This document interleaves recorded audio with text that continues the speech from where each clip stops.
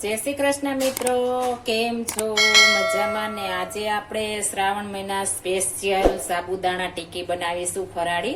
તમે એકવાર ખાશો તો તમારા ઘરમાં બધાની ફેવરિટ થઈ જશે, તેટલી મસ્ત બને છે। આપણે બે ખાઈ લીધી હોય તો આખો દિવસ આપને એનર્જી રહે છે અને ભૂખ પણ નથી લાગતી અને આપણા શરીરમાં સાબુદાણા પણ ગુણકારી છે। મેં સાબુદાણા 200 ગ્રામ પલાળીને રાખી દીધા હતા। 4 કલાક માટે પલાળી દેવાના છે। આ રીતના એકદમ સરસ પલળી જાય તેવા પલાળવાના છે। મેં 200 ગ્રામ લીધા છે અને 200 ગ્રામ થી ઉપર 250 ગ્રામ જેવા બટેકા છે આપણે તેને પણ બાફી લીધા છે અને એકદમ ઠંડા કરી લેવાના છે। ઠંડા કરીને જ આપણે આ રેસીપી બનશે। ગરમ હશે તો ચીકાશ આવી જશે, એટલા માટે આપણે પેલા ઠંડા કરી લેવાના છે। તલ અને વરિયાળી લીધા છે, લાલ મરચું, લીલું મરચું, આદુ અને ધાણા ભાજી। આપણે ઓછા ઇન્ગ્રીડિયન્ટ્સમાં આપણે એકદમ મસ્ત સાબુદાણા ટીકી બનાવીશું। તમે બહારની પણ ભૂલી જશો તેટલી મસ્ત આ ટીકી બને છે। લઈ લેશું અને તેમાં આપણે ખમણી લેવાના છે। આ મોટી જારી આવે તેનાથી ખમણવાના છે, મેસ નથી કરવાના, તો તમારે ચીકાશ આવશે। આ રીતના આપણે ખમણીને કર્યા હશે તો એકદમ સરસ આપણે ટીકી બનશે। આ રીતના આપણે બધા ખમણી લેવાના છે। આ રીતના આપણે ખમણી લેશું। આપણે સરસ ખમણાઈ ગયું છે।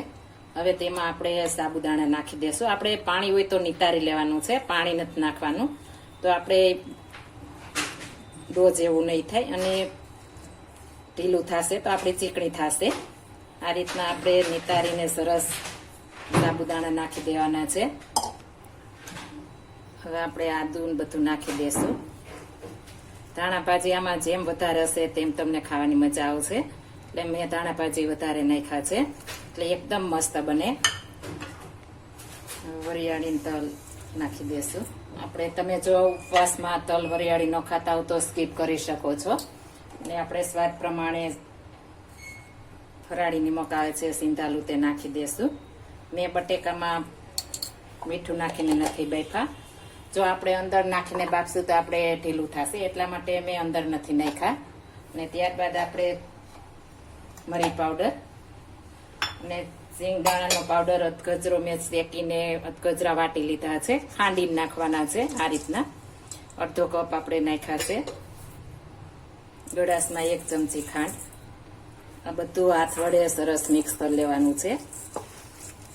આ રીતના આપણે સાબુદાણા ખાસ 4 કલાક ઉપર પલાળવાના છે, ઓછા નહીં, તો જ આપણી ટીકી મસ્ત બનશે।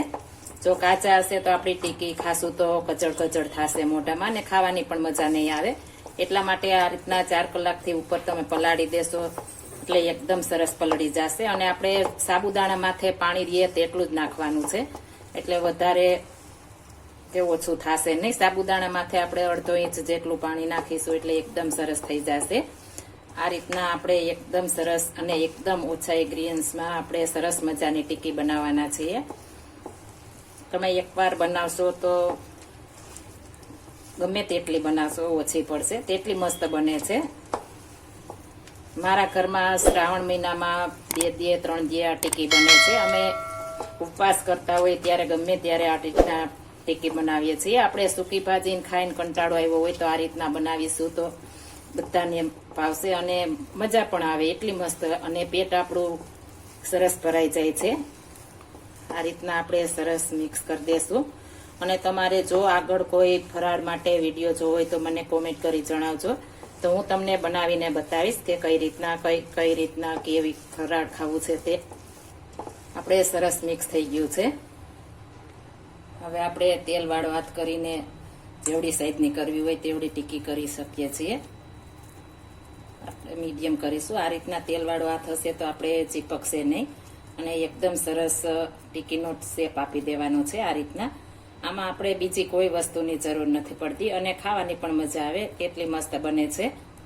આ રીતના આપણે ટીકી બનાવી લેશું ને ઉપરથી તલ સ્પ્રિંકલ કરી દેશું।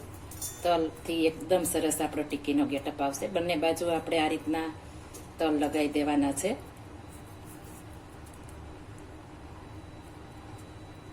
આ રીતના આપણે બધી ટીકી તૈયાર કરી લેશું। આપણે બધી ટીકી તૈયાર થઈ ગઈ છે અને સાઈડમાં તેલ પણ આપણે ગરમ મૂકી દેવાનું છે। અને આપણે આ મિક્સ કરીને આપણે ફટાફટ ટીકી વાળી લેવાની છે. નહીંતર આપણે ધાણા ભાજીમાં નમકનું પાણી થશે તો આપણે વળશે નહીં, એટલા માટે આપણે પેલા વાળી લેવાની છે બધી. હવે આપણે તળી લેશું. આપણે આ રીતના એકદમ સરસ તેલ આવવા દેવાનું છે અને આપણે જે ટીકી બનાવી છે તેમાં નાખી દેશું.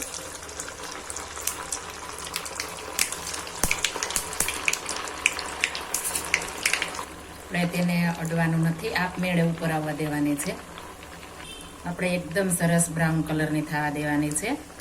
આપણે એકદમ સરસ તળાઈ થઈ ગઈ છે. આ રીતના આપણે એકદમ ક્રિસ્પી ઉપરથી ને અંદરથી એકદમ સોફ્ટ તેવી તૈયાર કરવાની છે. આપણે સરસ તળાઈ ગઈ છે. આ રીતના એકદમ બ્રાઉન કલરની થવા દેવાની છે, તો જ તમને ખાવાની મજા આવશે અને અંદર કાચી પણ નહીં રહે. આ રીતના આપણે બધી તળી લેશું. આપણે તેલ નીતાતા જાશું ને કાઢતા જાશું. એકદમ મસ્ત તૈયાર થઈ ગઈ છે. આપણે એકદમ મસ્ત આપણે સાબુદાણા ટીકી તૈયાર થઈ ગઈ છે. એકદમ ક્રિસ્પી અને અંદરથી એકદમ સોફ્ટ એવી આપણે સાબુદાણા ટીકી તૈયાર થઈ ગઈ છે. આપણે ગ્રીન ચટણી સાથે ને ખજૂર આંબલીની ચટણી સાથે એકદમ મજા પડી જાય ખાવાની, તેટલી મસ્ત બને છે. આપણે સર્વ કરીશું. તમે એકદમ સરસ અને ખાવાની પણ મજા પડી જાય તેવી આપણે સાબુદાણા ટીકી તૈયાર થઈ ગઈ છે. આપણે એકદમ સરસ અને બજાર કરતા ઓછા ખર્ચામાં તૈયાર થઈ જાય તેવી આપણે સાબુદાણા ટીકી તૈયાર થઈ ગઈ છે. તમે એકવાર જરૂર ટ્રાય મારજો તો તમને ખ્યાલ આવે કે કેટલી મસ્ત બને છે. હું કોઈ પણ રેસીપી વ્યુઅર સાથે શેર કરું ત્યારે પહેલા ઘરમાં બનાવીને પછી જ વ્યુઅર સાથે શેર કરું છું. એટલે મને ખ્યાલ છે કે આપણે એકવાર બનાવશું તો તમારે ફટાફટ એકદમ સરસ અને એકદમ લાજવાબ તેવા સ્વાદ સાથે તમારે આ સાબુદાણા ટીકી તૈયાર થઈ જશે. જો આ મારી રેસીપી પસંદ આવી હોય તો મારી ચેનલ લાઈક, શેર અને સબસ્ક્રાઇબ કરી દેજો. ફરી મળીશું નવી રેસીપી લઈને. જય Shri Krishna. Thank you for watching guys.